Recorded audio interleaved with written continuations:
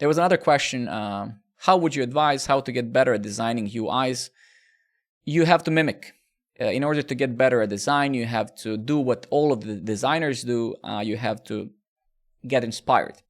Go to Google, type free web templates, see what designers are doing, find the trends, and mimic. Do a clean design, simple design, minimalistic design, because while doing this type of design, you will prevent setting yourself up for failure. But just mimic. The best product managers on the planet, they check other products when they're implementing features on their own end. Best UI, UX designers are doing massive amount of research, massive amount of inspiration from other products. So don't imagine that there's some designer out there who is born with these skills. We all mimic each other.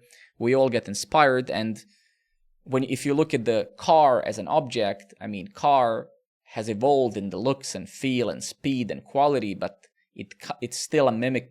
It still, mimics the original shape of that vehicle, right?